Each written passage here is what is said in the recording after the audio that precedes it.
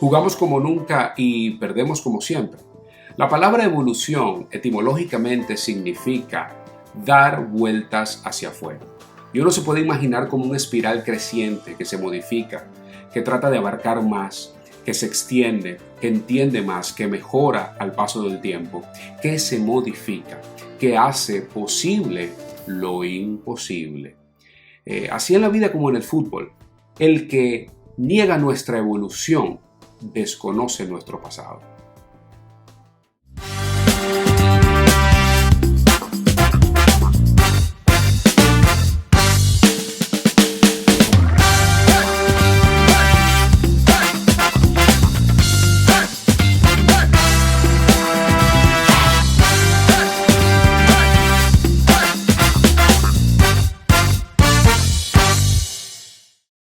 Hola. Antes de empezar, quisiera aclarar que no hago alarde de historiador, ni de máximo conocedor de la historia futbolística venezolana, ni mucho menos acreedor de la verdad absoluta.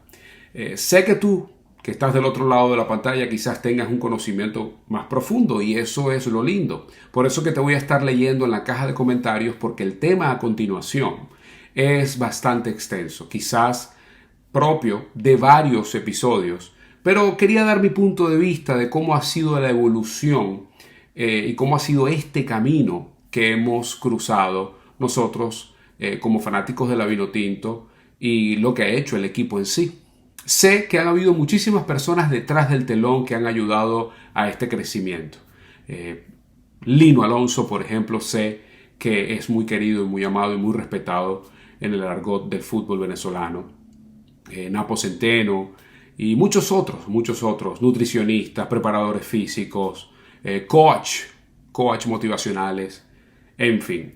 Pero en este video nos vamos a enfocar, vamos a trabajar y vamos a analizar un poco el paso de los conductores, los directores técnicos, sus estilos, con cuál te identificas tú más, con cuál me identifico yo, cómo creo que trabajaron de la mano para llegar a donde estamos hoy en día. Eso es parte de nuestra evolución futbolística. Por eso me tengo que ir al pasado y les quiero mostrar cuál fue mi primer partido, cuál fue el primer partido que yo fui a ver a la Selección Nacional de Venezuela. Y nos tenemos que ir al año 2000, en el Pachencho Romero. ¿Quién era el director técnico? José Pastoriza. Te lo muestro.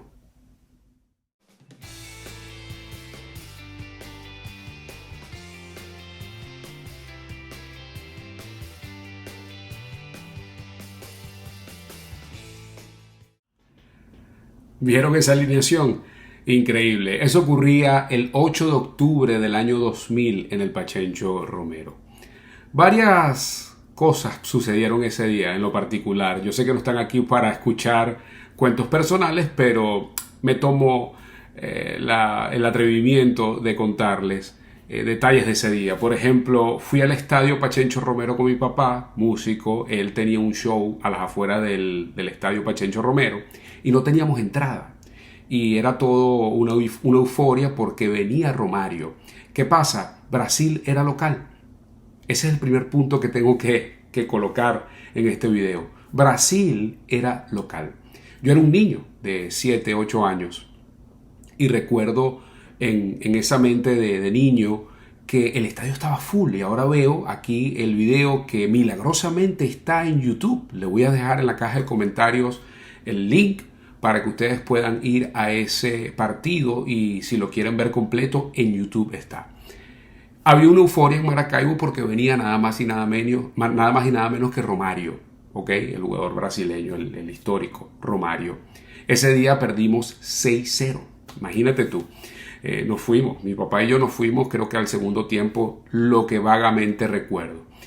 Me llamó mucho la atención este jugador venezolano de pelito largo, nada más y nada menos que el Pochito Echeneuzi, que en el segundo tiempo hay un detalle bastante particular que te lo voy a dejar saber más adelante.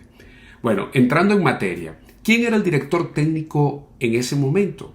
El tan famoso, el tan renombrado en nuestra historia, José Pastoriza, argentino, jugador de la selección por 18 partidos. Y cuando reviso su biografía me encuentro con algunos detalles que, les soy sincero, no tenía en el radar. De verdad que se los digo con toda honestidad. Por mucho que sigo a la selección, por mucho que estoy pendiente de la Vinotinto y por mucho que había escuchado siempre desde todo este crecimiento futbolístico José Pastoriza, José Pastoriza, José Pastoriza, hay detalles que no sabía, como por ejemplo que fue entrenador del Atlético de Madrid. ¿Lo sabías? Que fue entrenador de El Salvador también, que jugó en Independiente, que pasó como entrenador también de varios equipos en Brasil como Gremio y como Fluminense. Hay varios detalles que te dan a entender lo grande que fue él como entrenador y como presencia del fútbol, digamos, mundial. Por eso quizás creo que hubo este revuelo de la llegada de Pastoriza a la selección de Venezuela, una herida selección históricamente, como el enunciado de nuestro video, que jugábamos como nunca y perdíamos como siempre. Sé que a lo largo de nuestra historia hemos conseguido triunfos importantes que nos han encantado y nos han dado muchas alegrías. De esa era de Pastoriza hacia atrás no me atrevo a tocarla porque, a pesar de que sé algunos detalles, yo no existía y el seguimiento pues fue muy poco o quizás nulo. Ahora, desde esa primera experiencia, desde ese primer amor, con esa ida al Pachencho a ver a la selección, qué casualidad que iniciamos este camino con Pastoriza. ¿Qué les puedo decir yo de Pastoriza?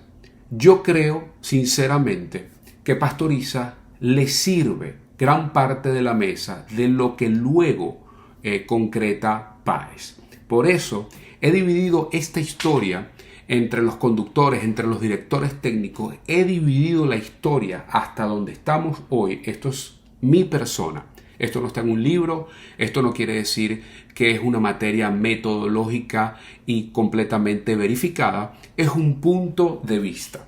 He dividido esto en 3 etapas. La primera etapa es Pastoriza Páez Farías, etapa número 1. Etapa número 2, Chita San Vicente y Dudamel. Y etapa número 3, Peseiro González / cuerpo técnico argentino. Que qué casualidad que iniciamos esta historia evolutiva con un cuerpo técnico argentino, no volvimos a repetir un cuerpo técnico argentino desde Pastoriza hasta la llegada de Pekerman y por consecuencia la del Bocha Batista.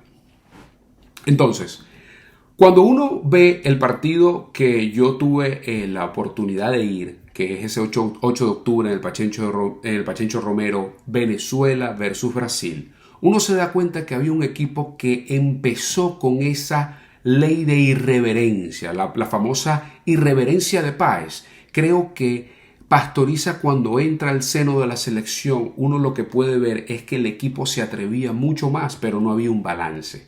¿Qué pasaba? El equipo se volcaba al ataque porque había calidad, había talento, había jugadores de varios firuletes que cortaban, que hacían pases filtrados, que se atrevían a llegar al área, que habían empezado a dejar ese miedo atrás de el perder siempre. Empezaron a buscar y empezaron a arriesgar, pero por supuesto no había un balance. ¿Ok? Entonces ahí nos encontrábamos como por ejemplo con ese 6-0 que acabamos de ver con la potente Brasil, que cabe aclarar fue, por el research que hice, fue con un equipo de suplentes. Básicamente la estrella máxima en ese 11 inicial de Brasil era Romario. El otro equipo, o digamos el equipo titular, se quedó en Brasil para el partido de eliminatorias que le tocaba siguiente al de Venezuela.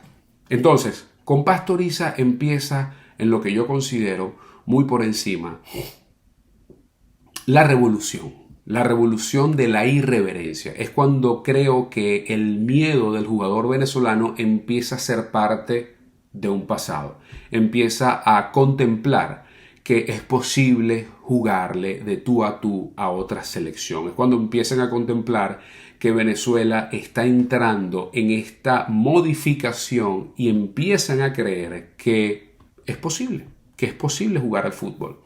Entonces había ese desbalance, ¿no? Fíjate que esa alineación ya empezamos a ver algunos nombres de los que fueron base a la época Páez.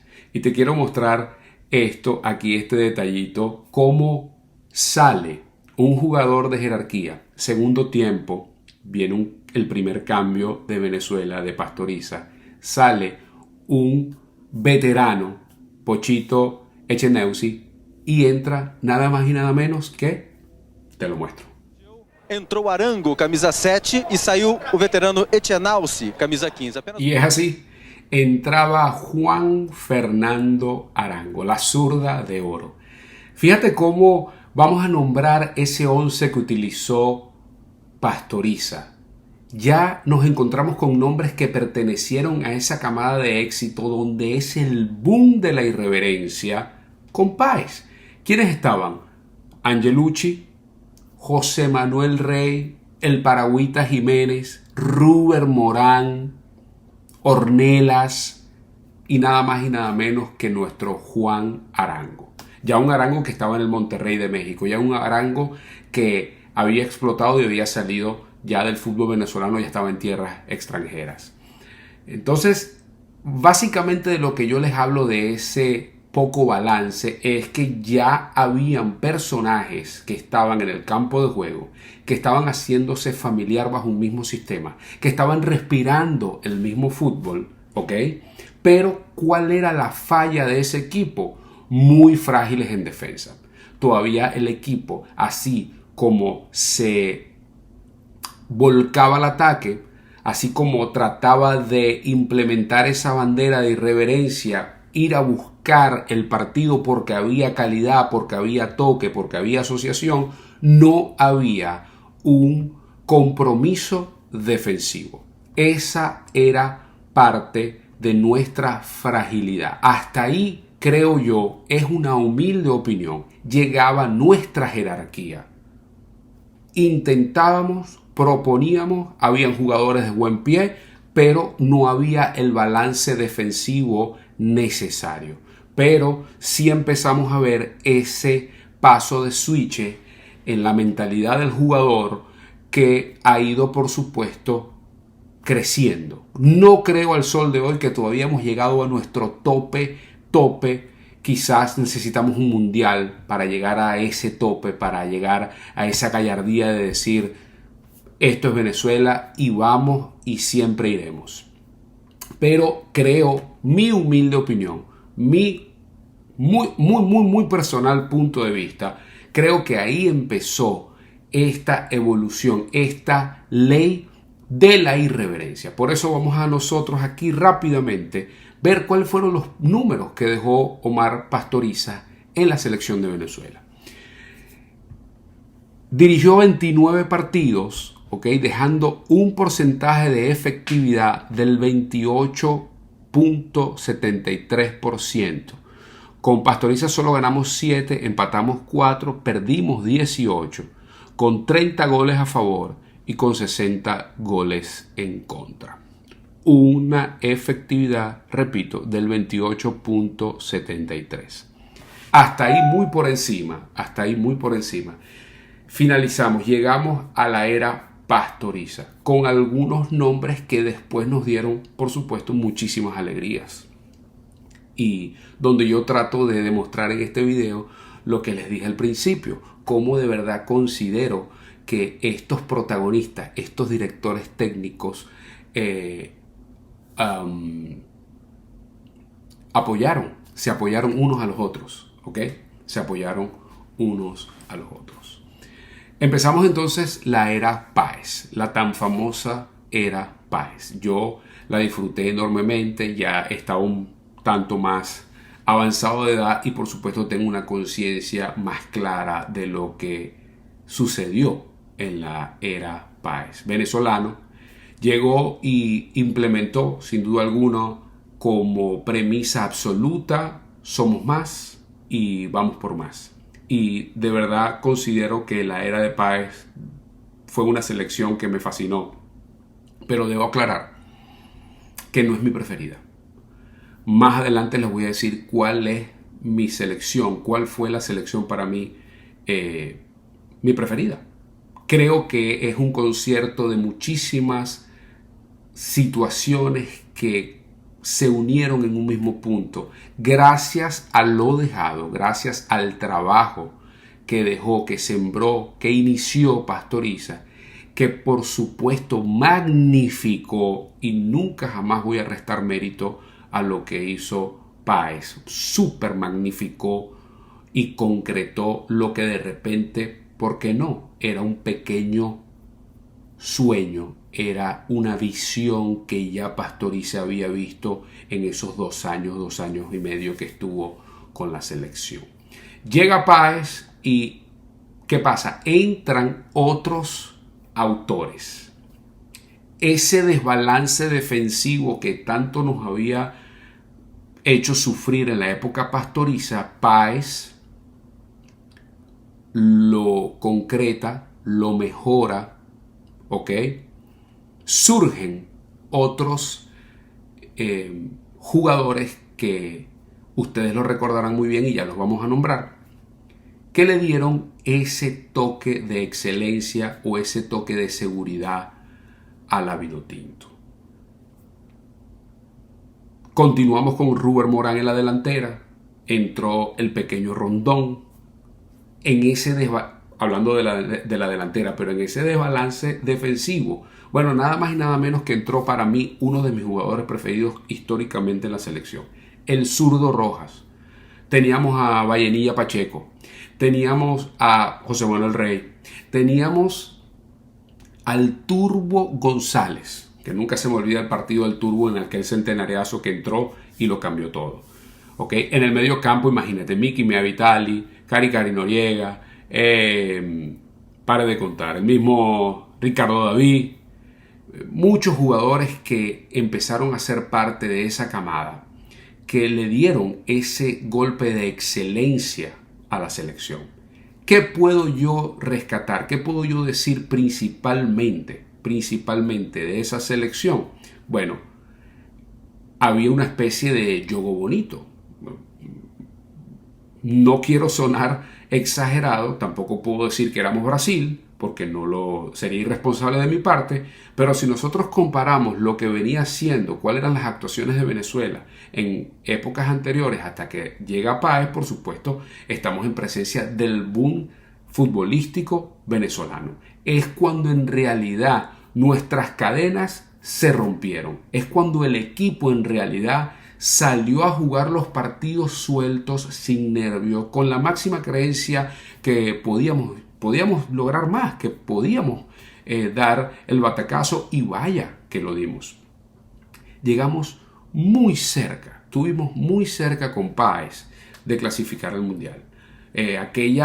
Imagínate, aquella seguidilla de partidos, 5 partidos, 6 partidos sin perder, era algo completamente histórico, era una locura para nosotros como venezolanos y como seguidor de la selección. Un equipo con un funcionamiento táctico espectacular, con un nivel asociativo de juego hermoso. Era un toque y toque constante, muchas triangulaciones. Era de verdad una emoción ver jugar a la selección. Era la irreverencia que tenía el equipo, y insisto en esta palabra porque es la ley, era la bandera de Páez, ser irreverente, jugar como equipo grande. Es interesantísimo lo que vivimos en la época Páez. Quizás pudiese yo decir, ¿qué le faltó a ese equipo? Precisamente de repente no creo que Páez haya llegado al punto máximo de ese balance defensivo. Cómo nos retraíamos en fase defensiva, creo que ahí era donde quizás pasaba nuestra falla de momento, pero sin duda alguna ya habíamos mejorado enormemente. Ahí la línea evolutiva estaba muy marcada, estaba extraordinariamente marcada. Con Páez, por ejemplo, clasificamos por primera vez a la fase, pasamos de fase de grupo de la Copa América, que fue en la Copa América celebrada en Venezuela en el año 2007. Por aquí que recuerdo que nos eliminó Uruguay en la siguiente fase. Fíjate, Venezuela ha alcanzado 3 veces los cuartos de final. 2007, que fue la primera vez de la mano de Páez, perdimos después con Uruguay en los cuartos de final y lo volvimos a concretar en el 2011, 2016 y en el 2019. Ya 2016 y 2019 de la mano de Dudamel, de la mano de Rafa Dudamel. También hay que aclarar algo, porque recuerden que nosotros hemos vivido con la sombra de la federación, ¿no? Que si la federación esto, que si la federación aquello, que si hay tensión. Hemos pasado por capítulos oscuros de mano de la Federación Venezolana de Fútbol. Creo, si la memoria no me falla, además de que sí sé que fueron algunos los detalles, creo que en esa primera etapa, recuerden la primera etapa, recuerden que les dije 3 etapas. La primera es Pastoriza, Páez, Farías. Creo que en esa primera etapa, a pesar de que fueron varios los detalles, no llegó a ser tan profundo como lo que vivimos después que vamos a tocar.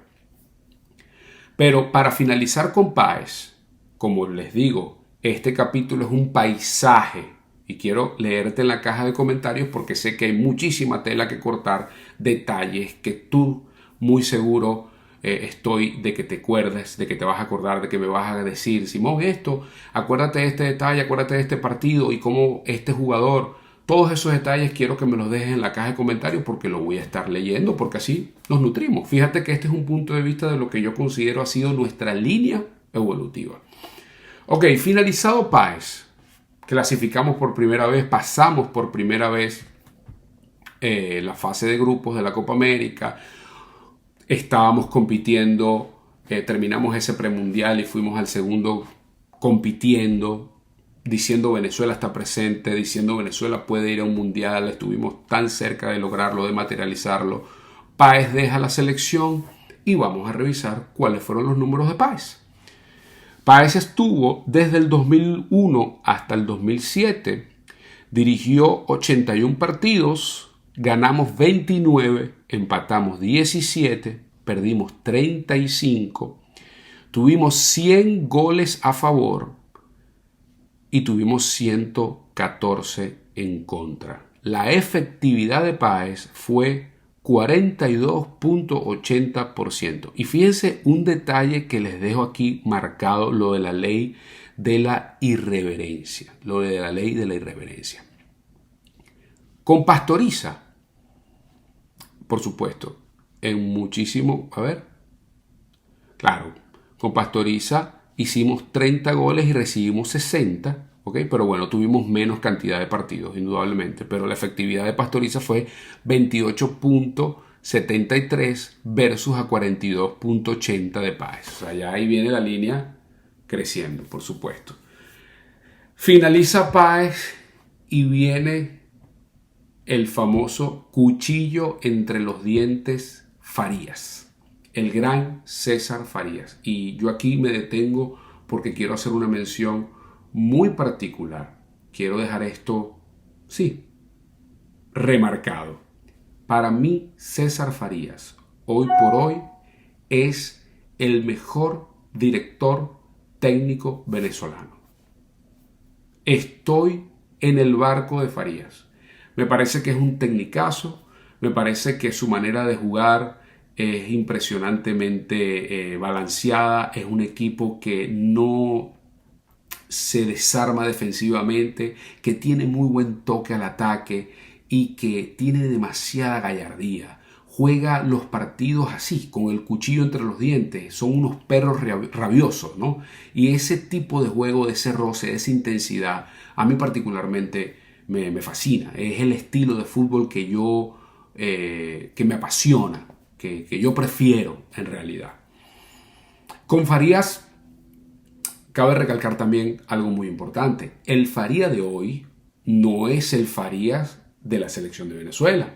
Por supuesto, también ha crecido y ha aprendido y ha evolucionado enormemente, y después pudiésemos nosotros hacer otro video y estudiar lo que fue la era post-Farías, no solamente en la selección, que aquí lo vamos a tocar, sino para él personalmente.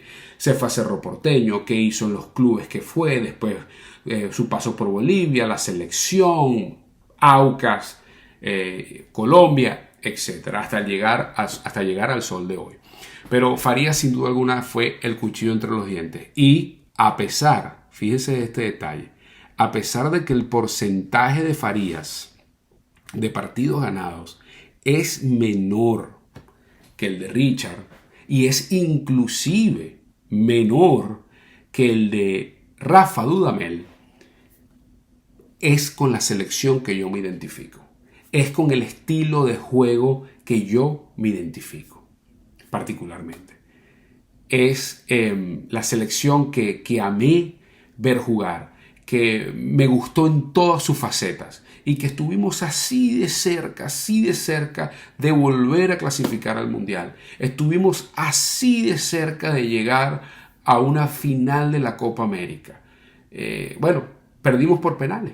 O sea, no, en los 90 minutos no los ganaron. Ya después, por supuesto, lo que pasa con Perú, ya estábamos de brazos caídos en aquella Copa América del 2011, que ha sido nuestra mejor actuación histórica, llegando a las semifinales contra Paraguay. Ok,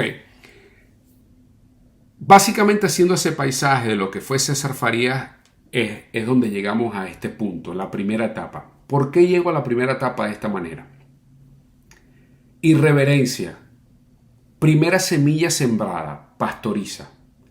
El boom de esa ley, el perfeccionamiento de esa ley de Pastoriza, de la mano de Richard Páez, también con un talento que venía en constante evolución, talento joven, los nombres que ya tocamos de aquella selección, y este manejo de Páez excelente, este mensaje que llegó al alma y al corazón de los jugadores y llegaron a hacer lo que ya sabemos que hicieron. Entra Farías. Para mí Farías inteligentemente recoge lo espectacular que sembró Páez y potencia su idea de juego. ¿En qué sentido? Balance defensivo, intensidad. ¿Cuál era la premisa o cuál es la premisa a seguir de los equipos de César Farías? Intensidad, condicionamiento físico. Son equipos de gran resistencia, Esa es la bandera de César Farías. Yo tuve la oportunidad de conocer a César en el año, si mal no recuerdo, 2013, 2012, en Maracaibo. Estuvimos haciendo unos juegos en unas instalaciones allá y llegó César. Y tuve la oportunidad de jugar con él un futbolito 5x5.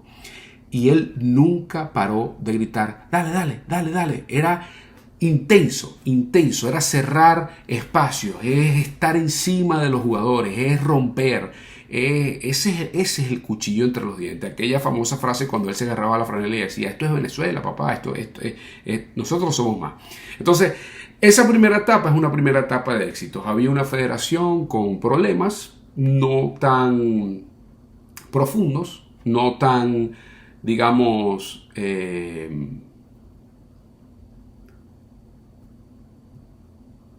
tan arriesgados, o decirlo tan...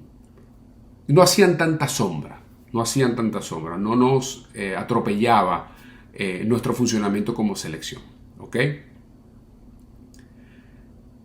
Y cada uno de estos intérpretes, de estos conductores, de estos directores técnicos fueron potenciando lo que el otro fue dejando, hasta llegar a esa selección de Farías, con talento, por supuesto, joven, emergente, indudablemente, en donde se agarró lo bueno sembrado por Páez y Farías concretó el tan famoso balance que ya lo he nombrado en varias oportunidades.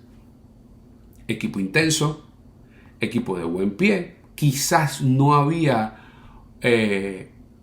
un juego tan vistoso o asociativo como lo tenía Páez, pero sí había una intensidad y un balance defensivo muchísimo mejor al que Páez dejó.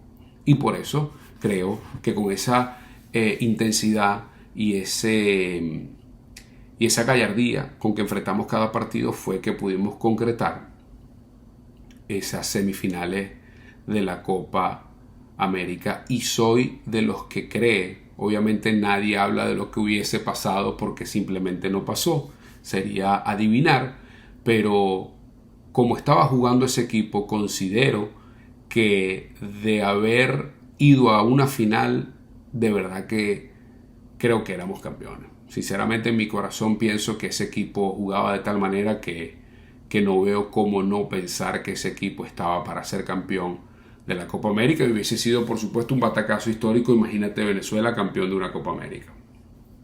Pero bueno, algún día estoy seguro que será así. Entonces esa es la primera etapa. La primera etapa que yo domino, etapa de éxito, etapa evolutiva en línea ascendente. Ahora, comenzamos una segunda etapa y sin duda alguna la comenzamos de muy mal pie. ¿Por qué? Recuerden que cuando Farías se va, que yo era uno de los que sinceramente no quería que se fuera, pero bueno, quizá era parte de nuestra evolución vivirlo, era necesario hacer un cambio, intentar cosas distintas para, sí, conseguir resultados distintos.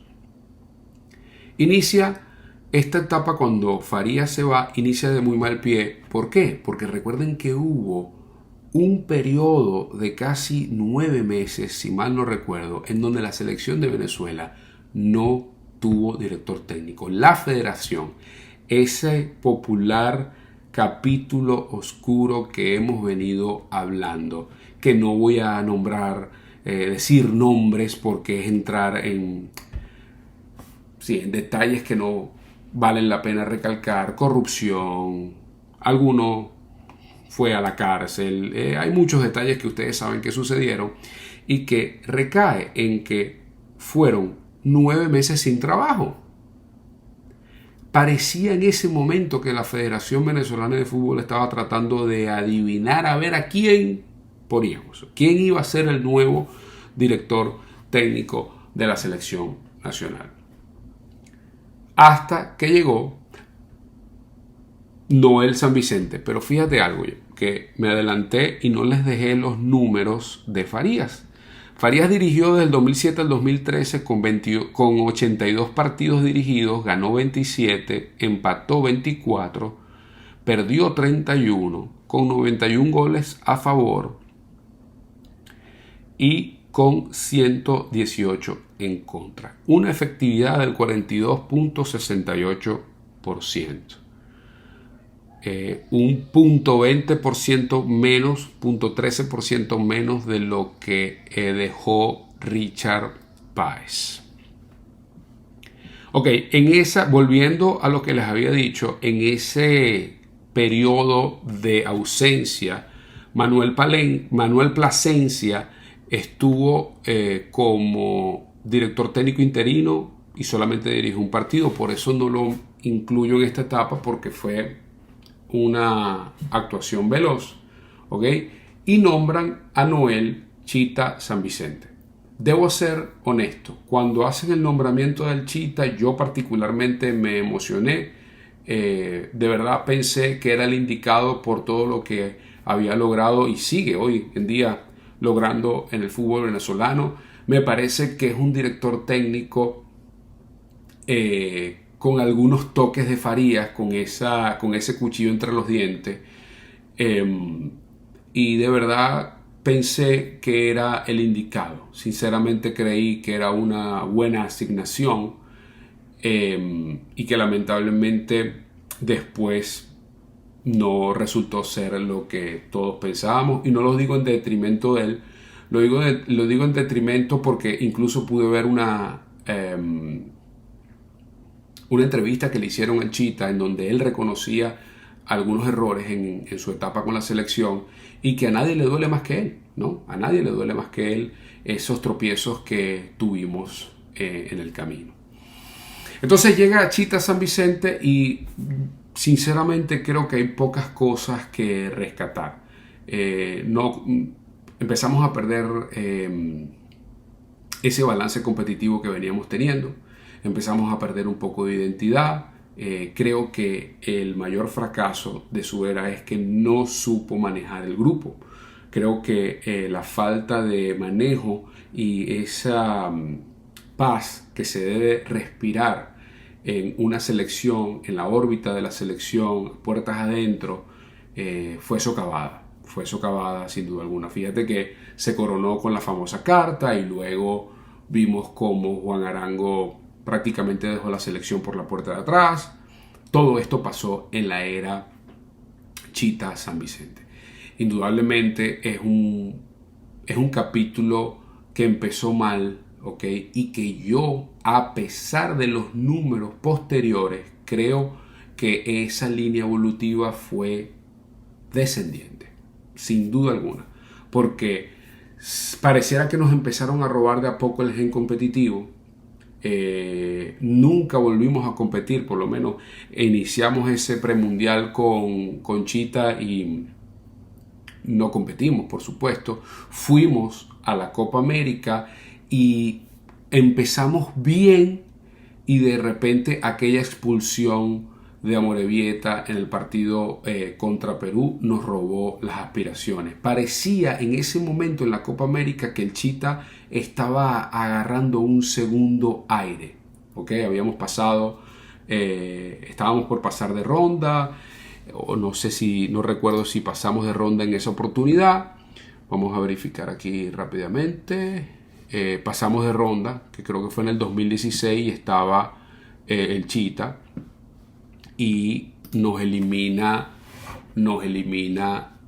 Perú. Recuerdo que sinceramente le estábamos dando un baile a Perú, y aquella expulsión de Amorebieta pisando al jugador nos termina de robar la ilusión, y no solamente a nosotros, se la roba también al Chita, porque el Chita básicamente después de ahí es despedido de la selección. Muchos hablan de que los jugadores le hicieron la cama, pero creo sinceramente que quizás la actitud que tuvo el Chita para enfrentar ese compromiso no fue la adecuada. No tuvo la pericia para manejar el vestuario. Esa es la conclusión. Hablar del estilo de juego de esa selección, muy poco a rescatar. Para mí era una selección perdida, con muy poco nivel competitivo. Había un poco nivel asociativo. Se respiraba un grupo que no estaba en armonía. Indudablemente era un grupo que no estaba en armonía. Estaba tratando de descubrir a qué jugaban. ¿De qué va esto? ¿De qué va esto? Más o menos así estaba la selección en aquel momento. Luego agarra la selección Rafa Dudamel. Pero antes de eso tengo que decirte cuáles fueron los números de San Vicente. San Vicente estuvo desde el 2014 hasta el 2016, dirigió 20 partidos, ganó 5, empató 2, perdió 13, tuvo 21 goles a favor, 43 goles en contra, con una efectividad del 28.33, inclusive menor de lo que había logrado Pastoriza en aquel momento, con aquella camada de jugadores. Estamos hablando 16 años atrás. Entonces, así de abrupta fue esa línea ascendente, ¿no? Como íbamos ascendiendo y nos fuimos descendiendo de a golpe con la entrada del Chita, que, vuelvo y repito, no considero que es culpa o máximo responsable el Chita. Creo que viene con este antecedente de la falta de reacción de la Federación Venezolana y todo el escándalo de corrupción que empezó a sembrarse en esa etapa de la selección nacional. ¿Okay? Ahí llega un Rafa Dudamel como un salvador con todos estos aciertos que venía haciendo en las categorías inferiores.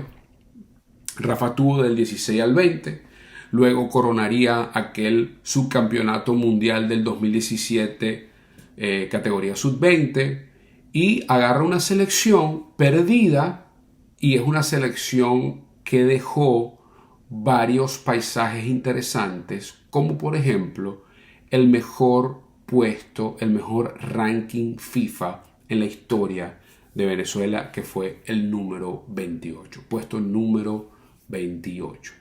Y Rafa Dudamel tuvo mejores números que todos los técnicos anteriores. Entonces, a nivel de números, Rafa indudablemente dejó un paso interesante a nivel de selecciones. Ahora bien, vuelvo con la misma premisa, vuelvo con el mismo comentario. Esto es un punto muy personal. Quiero saber qué opinas tú. Rafa Dudamel fue un director técnico en las categorías inferiores que se aplaude, y otro muy distinto en la absoluta. ¿Y por qué lo digo de esta manera? Primero que todo, no competimos en los dos premundiales. De últimos, no competimos en los dos premundiales. Aquello que habíamos rozado o habíamos soñado con Páez y Farías, habían pasado ya 10 años casi, desde el 2013 que se va Farías al 2016, 3 años. 10 años desde la época de Páez. Nos quedamos suspendidos en el tiempo. No pudimos volver a ese punto competitivo. Lo que habíamos dejado atrás, el famoso nombre de la Cenicienta, que lo detesto, pareciera que empezaba a volver a ser una realidad. Porque no competíamos. Con Rafa había mucho empate, pocos triunfos y derrotas. Y si bien empatar no es perder, pero tampoco es ganar. A mí particularmente esa etapa de la selección tampoco me gustó. Debo ser completamente honesto. Y vuelvo y repito, no estoy hablando en detrimento de Rafa Dudamel. No estoy diciendo que Rafa Dudamel es un mal técnico. De hecho, hoy en día está haciendo algo súper interesante con Bucaramanga en Colombia y lo que logró en Cali. Rafa es un excelente técnico, pero debo decir que el estilo que jugaba la selección en ese momento no, particularmente a mí, no me agradaba. ¿Cuál era la diferencia Chita-Dudamel? Que con Dudamel sabíamos a qué jugábamos y era defender. Teníamos un equipo extraordinariamente defensivo. Aquel empate contra Brasil, volvimos a pasar de ronda en la Copa América, pero a nivel de eliminatorias no competimos. El equipo no compitió. El equipo, recuerdo un comentarista argentino muy famoso nombraba y decía, qué bien juega este equipo. A mí no me gustaba. A mí no me gustaba cómo jugaba la selección. El estilo de juego que impartía la selección en la era Dudamel, a mí particularmente no me gustaba. Por supuesto, Rafa hizo cosas interesantes porque empezó a agregar un talento emergente que hoy en día vemos parte de la órbita de la selección. Yo, por ejemplo, vi por primera vez en la selección de Dudamel fue cuando vi a Wilker Ángel, que hoy forma parte de la selección, Osorio, la máxima exponencia de su carrera a nivel de selecciones de Roberto Rosales, de Tomás Rincón, de Salomón Rondón, de muchos. En realidad creo que por ahí es donde yo juzgo más lo que fue esa temporada de Rafa Dudamel, porque creo que habían varios jugadores que estaban en su máximo, estaban en su tope. Muchos jugadores en Europa, muchos jugadores en la Liga de España, muchos regados en Málaga. Había una camada de jugadores tan interesante, tan importante, que creo que se pudo hacer mucho más. Creo que la identidad de juego tuvo que haber sido mejor, y creo que tuvimos una camada de jugadores que pudimos haber hecho cosas mucho mejores. Por eso que yo soy crítico de la época Dudamel, y nada en contra de Rafa, por supuesto, admirado, o un venezolano más que sigue triunfando fuera de nuestras tierras, pero particularmente a mí ese estilo de juego ultra defensivo no va conmigo. Yo cuando veía jugar la selección de Rafa Dudamel tenía esta sensación, a ver si ustedes la comparten conmigo. Nos hicieron un gol, ahora ¿cómo hacemos para hacer otro? Era como que cuando recibíamos un gol era lapidario, era perder. No había esa reacción del equipo de ir a revertir el resultado. Más bien era, no nos goleaban, éramos quizás el rey de los empates, ¿ok? Pero tampoco hacíamos algo distinto para poder concretar los resultados. Esa era mi sensación con esa selección de Rafa Dudamel. Vamos a revisar los números. Rafa estuvo del 2016 al 2020, dirigió 39 partidos, ganó 12, empató 16, perdió 11, tuvo 48 goles a favor y 42 goles en contra, con una efectividad de 44.44%. Como les dije anteriormente, mejor que César Farías, mejor que Páez y mejor, por supuesto, que Pastoriza, y mejor que Chita, indudablemente. Pero fíjense este detalle. De 39 partidos, solo 12 ganados. Empató 16. Bueno, terminada la historia, y por supuesto aplaudiendo lo concretado que tuvo Rafa Dudamel con aquel famoso e histórico subcampeonato del mundo en su categoría sub-20, pasamos también un tiempo de incertidumbre y veníamos, por supuesto, arrastrando un desastre federativo. Cuando los bombos resonaban y se hablaba que llegaba un categórico Jorge Sampaoli, nos encontramos con un José Peseiro que absolutamente nadie en el planeta Tierra tenía en el mapa para ser seleccionador de Venezuela. Cuidado. Es otra cosa su carrera, asistente de Real Madrid, Queiroz, el Porto, todo lo que ya sabemos de Peseiro, el portugués José Peseiro. Llega a una selección completamente perdida, con una temporada extraordinariamente larga, sin competir a nivel de eliminatorias, con un tropiezo en una Copa América que pensábamos que era para más y quedamos en la nada, y con un Rafa Dudamel que dejó la selección como quien quiere y no quiere, porque se rumoreaba que seguía, después que volvía y al final se fue, y llega después de un pseudo periodo sin entrenador, llega José Peseiro, que yo particularmente aplaudo, que yo particularmente le agarré muchísimo cariño, coloquialmente hablando, porque creo que Peseiro dignificó la selección. Peseiro llegó en el momento más turbio a nivel federativo, en plena época COVID, aquellos 16, 17 jugadores fuera de la Copa América, llevarnos un equipo suplementario a la Copa, y que estuvimos así de clasificar y de pasar a la siguiente fase. Le ganamos por primera vez a Chile en Caracas con Peseiro.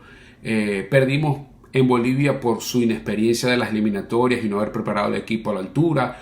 Pero en verdad Peseiro creo que fue un director técnico querido por los fanáticos, un director técnico humilde y que también potenció y apoyó en parte a lo que después sucedería con la llegada de Pekerman. ¿Por qué?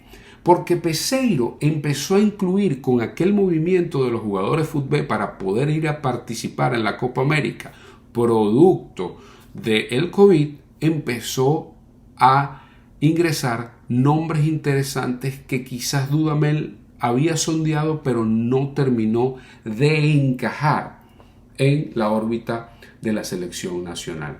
Como por ejemplo, Cristian Macún se llevó, me recuerdo que llamó a La Mantilla, llamó a Edson Castillo, que es uno de los que está presente en las convocatorias del Bocha.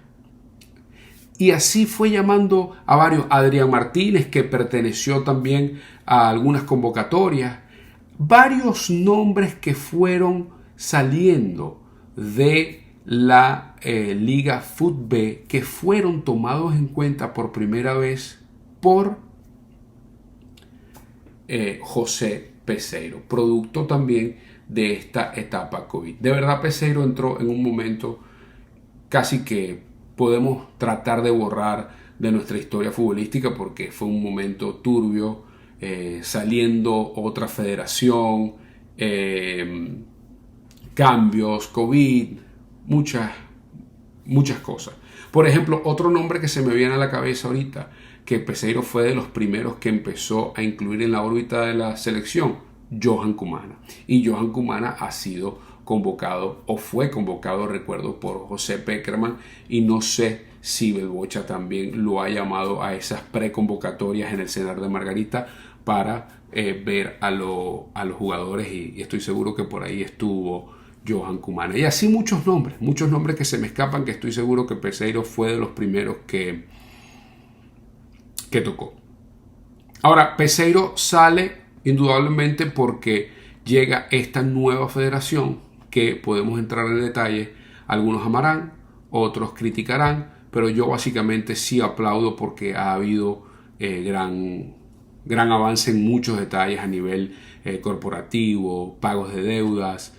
Si bien estoy seguro que habrá gente allá afuera que todavía tiene algunos detalles, no quiero ser defensor de nadie, pero sí creo que ha habido alguna mejoría, y sobre todo, no solamente la mejoría, sino que se respira paz, que es lo más importante para los jugadores. Armonía. Ok. José Peseiro estuvo del 2016 al 2020. Dirigió 39 partidos, dirigió 10 partidos, un solo ganado, 3 empates, 6 perdidos, 5 goles a favor, 15 en contra, con un porcentaje del 20%.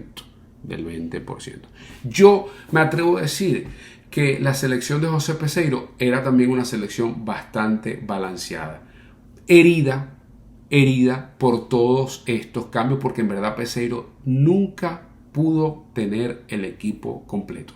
Valorar el estilo de juego de Peseiro es difícil.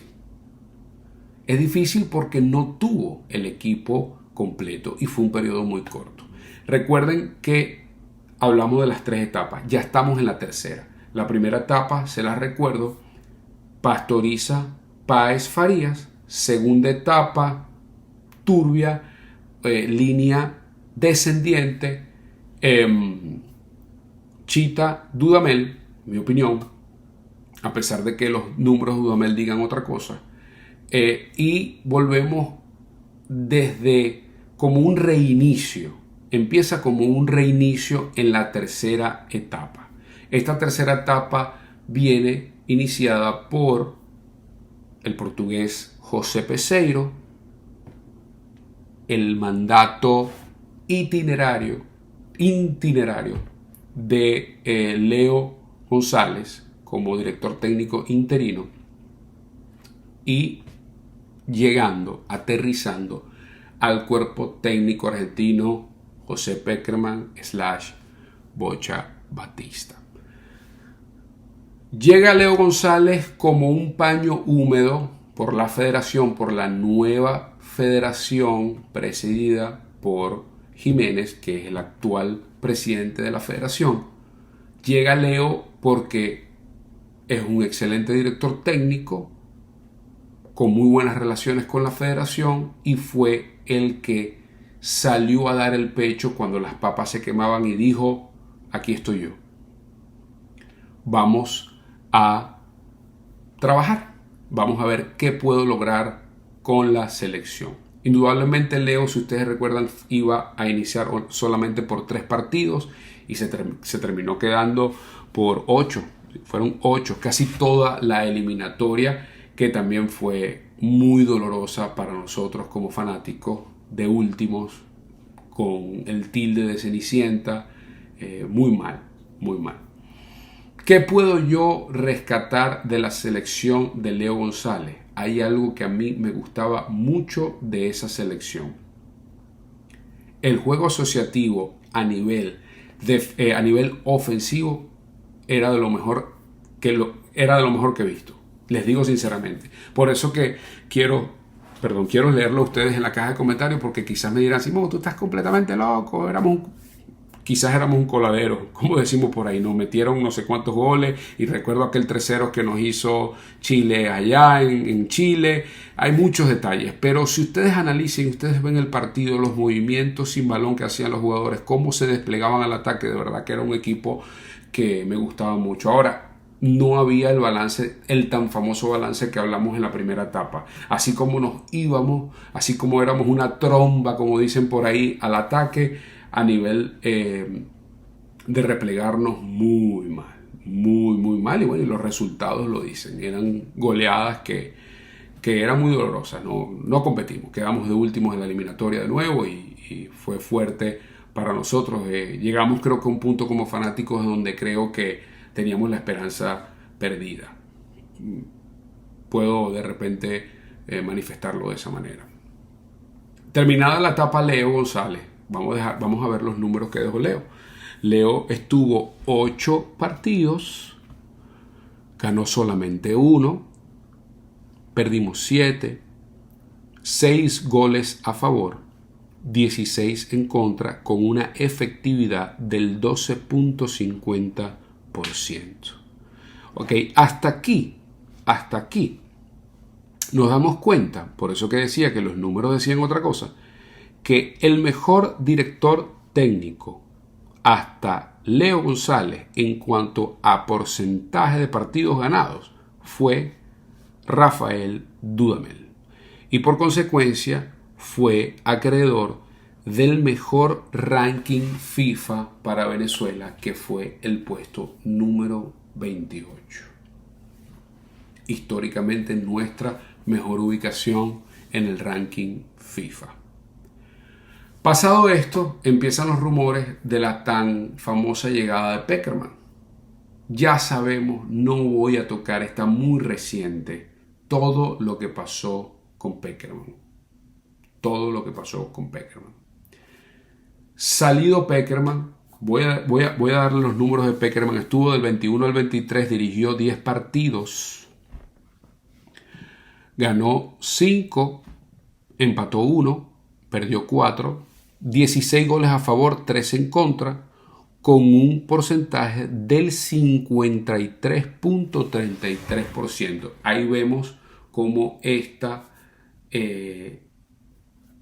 última etapa, o nueva etapa, porque le nombré de 3, ya aquí empieza una nueva era, la nueva era, digamos, del cuerpo técnico argentino.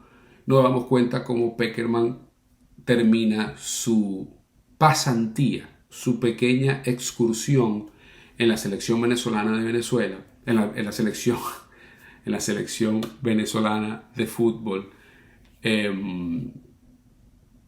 con un 53.33%. Ya ahí la línea que venía cayendo, cero gen competitivo, empieza esa abrupta subida, ese cambio de dirección. para nuestra felicidad, en realidad, para nuestra felicidad. Y llega el Bocha Batista. Aquí quiero hacer un pequeño balance y quiero, para ir terminando todo lo expuesto e ir concluyendo cómo ha sido esta evolución. Quiero preguntarte, de estas 3 etapas, ¿estás de acuerdo? ¿Crees que las primeras 3 es el boom de la irreverencia, con el cuchillo entre los dientes, luego viene una etapa oscura y un poco turbulenta, no solamente a nivel federativo, sino también esa línea descendiente a nivel de selección absoluta entre la época Chita-Dudamel, cómo fuimos de a poco perdiendo esa competitividad y entramos a la tercera etapa que empieza muy mal, con muchos tropiezos, sobre todo por el COVID, Peseiro González, y reventamos con la nueva incursión de este cuerpo técnico argentino que modifica nuestro estilo de juego, modifica algunas leyes, la regla del juvenil en el fútbol, y empieza a hacer este trabajo de scouting fenomenal y empieza a agregar jugadores, y nos encontramos hoy en día cuartos de la eliminatoria y con mucha ilusión de ir a la Copa América y poder ser protagonistas y poder hacer un buen trabajo en esta competición. Creo, para finalizar, que el Bocha no tiene la mejor camada de jugadores históricamente. Sinceramente, no creo que sea nuestra mejor camada, pero hay algo muy importante. El Bocha le ha dado paz al equipo, le ha dado armonía, es muy cónsono con sus decisiones y es un equipo con muchísimo balance. De repente no es un equipo tan vistoso y tan hermoso en su juego asociativo de irse al ataque, pero es un equipo vertical. 3 toques y estamos en área rival. Tenemos repliegue defensivo oportuno. Tenemos buenas triangulaciones. Y sobre todo, tenemos la gallardía y tenemos la actitud de ir a buscar el partido, de ir a proponer. Siempre hay un plan de juego que se sigue porque los jugadores siguen a su máxima expresión la idea que de a poco va implementando el Bocha Batista en el equipo. Y es por eso que hoy estamos cuartos de una eliminatoria. Es por eso que hoy hemos vuelto a ese gen competitivo. Es por eso que hoy estamos nosotros proponiendo un mejor fútbol. Sobre todo, de repente quizás algunos dirán, no es el más vistoso o no somos Brasil, ¿ok? Pero tenemos la actitud de ir a buscar el partido. Tenemos una actitud ganadora y sobre todo tenemos armonía. Estoy muy ilusionado por este equipo, estoy muy ilusionado y emocionado por todo lo que viene. Quiero que me digas tú en la caja de comentarios qué opinas de este análisis que humildemente te estoy dando, cómo veo yo las cosas, cómo creo que ha sido este proceso evolutivo de la selección. Estamos en nuestro mejor momento, vienen cosas mejores, tienes fe, crees que esta línea ascendente de una vez por todas seguirá en constante aumento. Vamos al mundial. ¿Ves que estamos lejos de ello? Quiero saber tus opiniones. Quiero que me digas, Simón, estoy en completo desacuerdo contigo por esto y por esto. Se te olvidó nombrar esto. O Simón, mira, excelente análisis. Qué bueno, me encantó. Estoy de acuerdo contigo. Todos esos detalles yo quiero que me los dejes en la caja de comentarios porque lo voy a estar leyendo. Recuerda que esto es un punto de vista personal. Cada quien ve el fútbol que quiere, ¿no? Algunos somos asertivos, otros de repente no tanto, pero eso es lo lindo, debatir, compartir ideas. Esto fue otro episodio de El Viñedo 88. Espero que lo disfruten, de verdad. Si te gustó, comparte, comenta, dale like, recuerda suscribirte a mi canal, activa la campanita para que cada vez que yo esté subiendo videos te notifiquen y tú puedas darme tu opinión. Aquí estamos, pa'lante y más nada.